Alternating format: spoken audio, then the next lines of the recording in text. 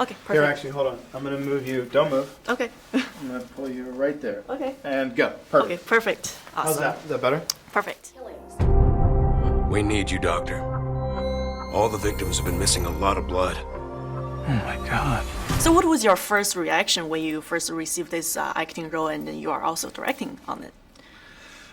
We thought about it a great deal. And because of being on Vampire Diaries for, I think, 172 or 171 episodes, and being a lead of that show and a leader on that set for so many years, but then becoming a producer and really understanding and learning how to build, how to create, keep a show going was really a phenomenal skill set to learn, right? The thing about it is now bringing this into, for me, the 2.0 version.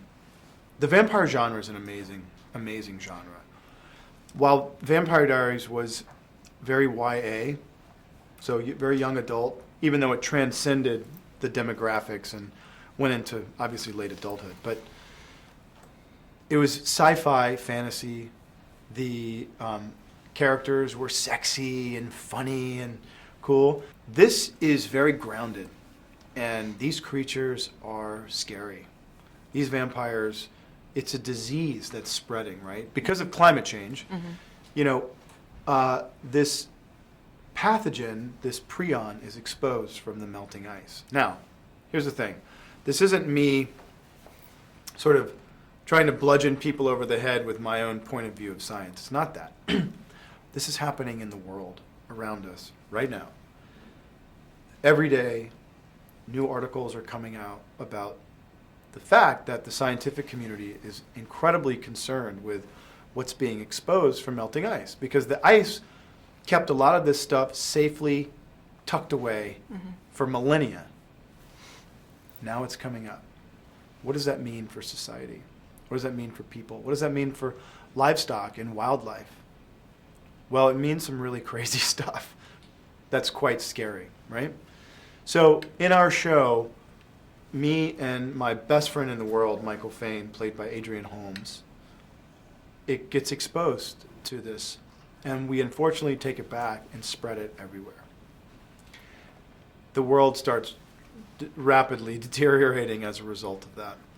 And it's a hell of a journey of these characters, and the social relevance of this is what also really drew me to it.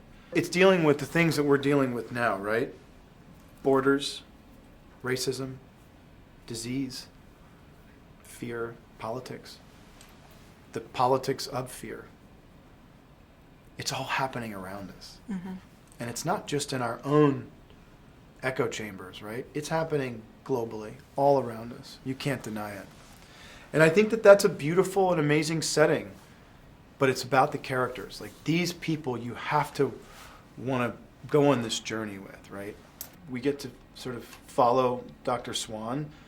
I was excited to just play a normal, good man, right? So I see you are heavily involved in the society, in the organizations, and then you recently, I just saw your Instagram, you just posted, hey, please text me, and then, if you have any questions. So what was the thoughts behind, please text me if you have any questions? By the way, I text you. Oh, you did? So I'm very behind. Yeah. I have about 100,000 text messages. Being able to share your phone number on Instagram is pretty awesome. It's a unique way to connect with people. You're in my phone. People have me stored as Ian in their phones.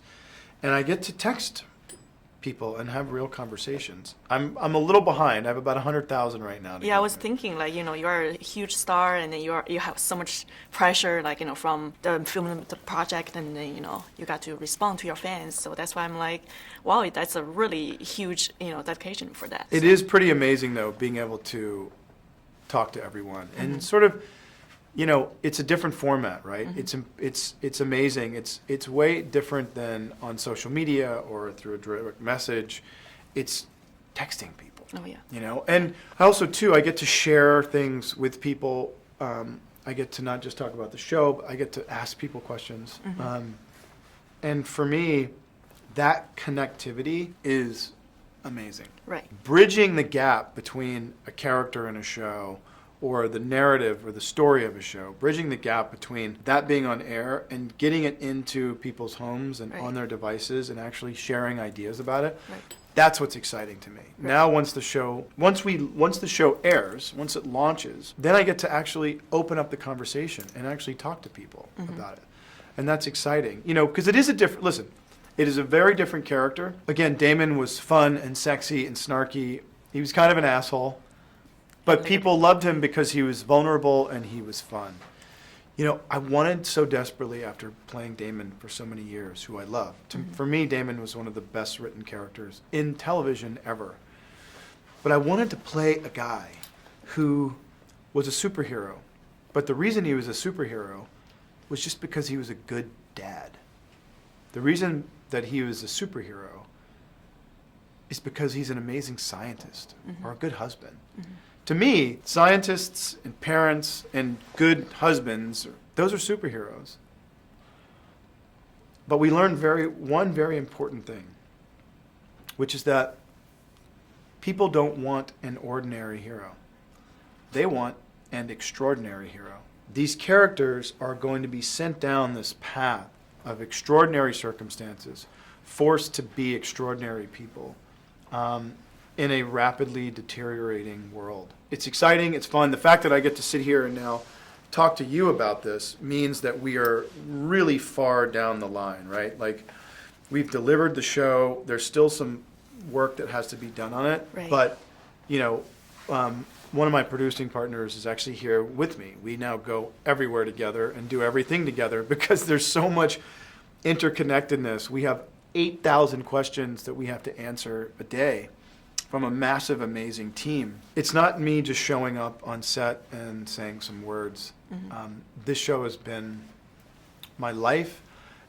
It's taken me away from my family, which I'm okay with, but I put so much into it. Taking away from family time and taking away from our own health.